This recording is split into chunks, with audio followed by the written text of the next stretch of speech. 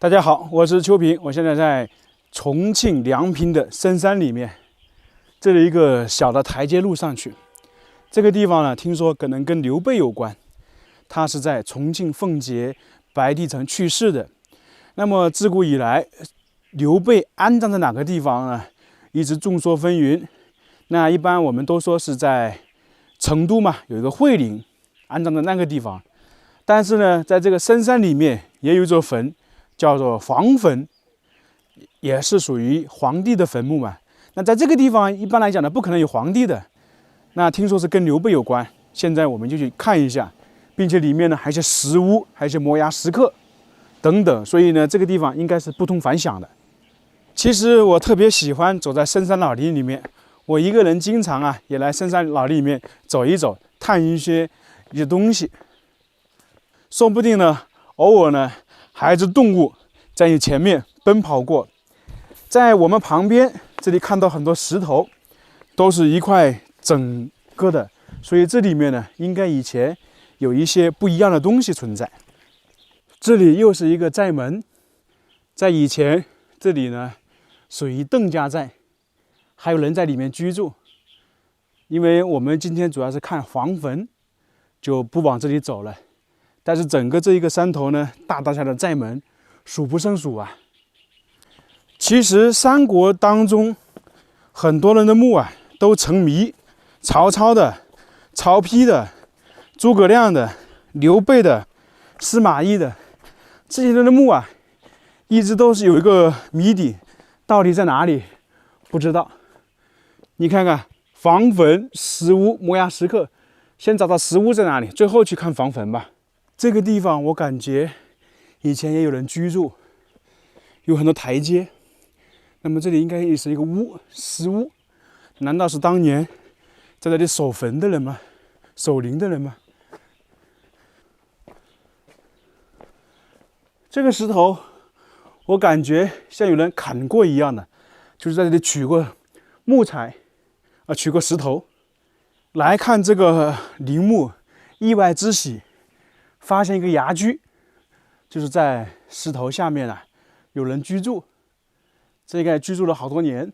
现在去这个石屋里面看看，里面到底有什么？它可能还是有一些生活的痕迹的。大家可以看看，这上面就是我们说的巨大的石头。崖居我们看了很多，在湖北利川、贵州、湖南很多地方都有，特别是在大山里面。像这些石头下面有人居住，而且呢，它这个建造呢，全部是用石头建造的。那这个地方呢，这是冬暖夏凉。那这里以前可能相当于是磨豆腐的，弄豆腐就是磨东西这个应该是晒东西的，上面都熏黑了。同样的就是说，以前呢这里呢有人做饭。现在来里面转一转。这个地方应该相当于一个小的卧室，高度的话可能2米。崖居的话，以前其实很多人住的。你看他这里还弄了一个门，这个门呢已经没有了。我估计这里应该历史挺悠久的，弄不好也有几百年。因为一般普遍的崖居住人都有几百年的历史，很少有说几十年的，基本都是世世代代居住在这个崖居这边。这个石屋就这个崖居，大家不要小看了。我看了一下，2室1厅1卫，堂屋在中间，两边是卧室，然后加上厨房，所以可能就是一家人居住在这里吧。已经荒废了有一段时间了，有电线进来。这里是堂屋，那这个门呢？其实是2扇的，就可以推开的。以前堂屋都是这样的。然后大家看看，石头、砖，像这个砖呢，我看一下是属于什么砖，是属于泥土的。那么也就是说，这个地方还是比较早的。因为如果是说70、80年代、80、90年代呢，这里可能会那个我们说的烧了砖，但是由于这个是在大山深处，那么这些石头呢？为什么我会说它这个地方崖居有几百年？因为大家首先能想到这些石头弄起来只能是在附近。以前这个寨子是没有大路的，它运送不进来，只能就地取材。那这件石头不是一下子能搞成的，经过很久的，所以自然这个衙居几百年是有了。那这边的话，也是一个卧室，还有储存一些粮食的这些，简单的就是这样的。所以这个地方很有意思啊！我第一次看衙居，看到是属于这种石头建造的。我在其他地方看到的衙居呢，它基本上就是简易的那种泥土砖呐，就是这种黄泥砖或者木头简单的搭议一下。但这个是我看到最精美的衙居。这地方还有一些摩崖石刻，看看到底写了什么。哇，这么精美！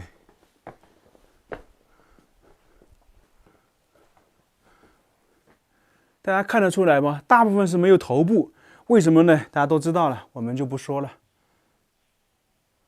这里感觉有像八仙过海一样的。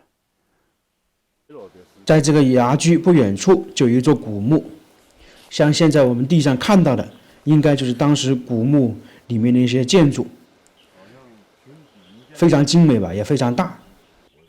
我们说的今天的主人公房坟就在这个下面，但是看这个房坟之前呢，先看一个东西。刚刚碰到一个当地的人说，这里以前也是一座坟，是属于主人公的陪葬或者是合葬。其实在这里明显能看得出来，前面这里呢应该属于一个我们说的石棺，它中间这里把它切开了，然后有木门。那这个地方呢，这种呢比较典型的，大家觉得是哪种？好像就是两汉时期的墓葬啊，有这种方式。因为我们在哪里看过呢？在洛阳博物馆啊，有展示两汉的那个墓志规格啊，就是类似这种。所以呢，这个是不是刘备的坟呢？我们不敢说。但是这个按照这种墓志的形制啊，猜想应该属于那个时代的。那么以前这个上面呢，还有很多建筑啊，但是被损毁了。刚才我们看到一个像圆锥形的，以前就是在这个上面，但是不知道在哪个地方放着。以前这里全部是盖住的，但是现在已经没有了。这里就是我们今天要看的房魂，在当地来讲是房帝的坟墓，也是陵墓。我们首先来介绍一下这个墓，大家见过这种墓没有？应该很少人见过吧。一般我们说的平地起坟，或者是说在一个山里面取一个地宫。那这里呢，大家看到没有？这外面1、2、3、4扇门，然后里面呢也有4个洞穴。这个就典型的两汉时期的那种合葬墓啊，相当于夫妻合葬。那上面呢还有龙有凤，那么这个人显然身份是不一般的。按照当地传说，这个地方当时是为刘备修好的坟，因为刘备在白帝城去世嘛。如果说从白帝城要到成都有几百公里，那么要花一段时间，那可能当时作为诸葛亮来讲，是不是会在这样的山寨里面、大山里面修建这样一座坟墓？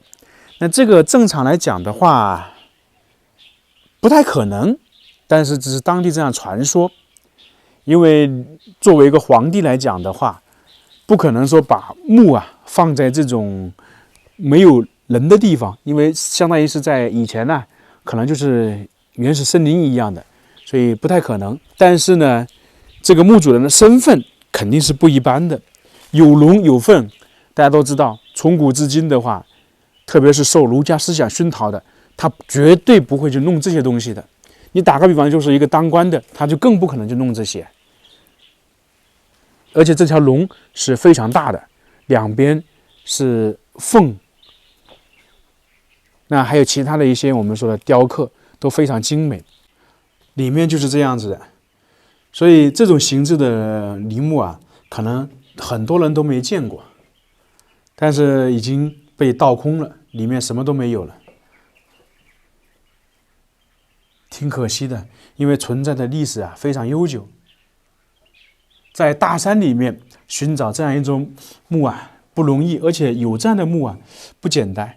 因为在重庆、梁平这个地方，正常来讲，以前也没什么皇帝有他们的身份在这个地方，所以呢才会传说是刘备嘛。因为刘备当时从白帝城去成都，他的棺椁运过去的话，可能要经过这边。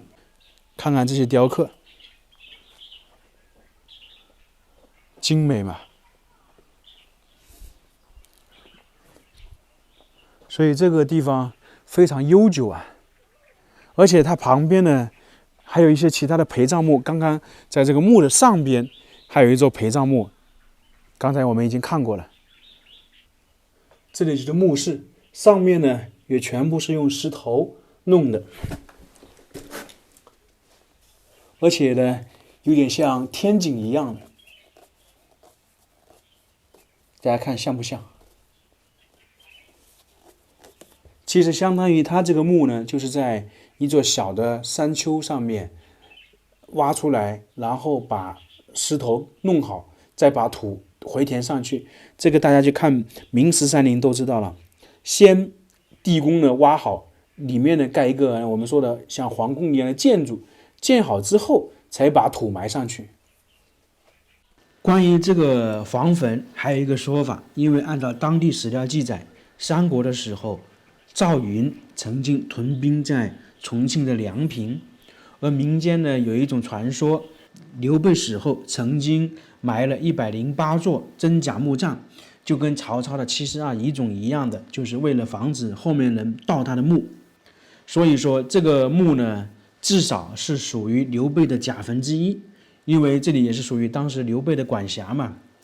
还有一种呢，可以看这个墓也能看得出来，这个墓葬的形式应该是属于两汉时期的，在后面应该没有这种墓葬的形式，所以呢也能够确定这个墓葬离现在起码的话1800年以上。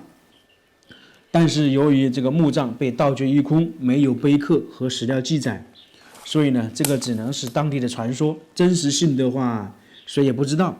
但是从这个墓葬的规模也能看得出来是身份相当高的，而且呢明显的那雕刻有龙有凤，大家都知道龙凤的话在古代基本上只有皇帝或者是藩王这些人才能使用，所以大家觉得这个陵墓是属于刘备的可信度有多少？按照我个人来讲的话，应该是不可能。但是不管怎么说，这个陵墓呢，在当地传说了这么多年，而且看墓葬形式呢，也确实属于两汉时代的，所以呢，不是刘备的，那么也就是两汉时期在重庆这边一个很有身份的人物。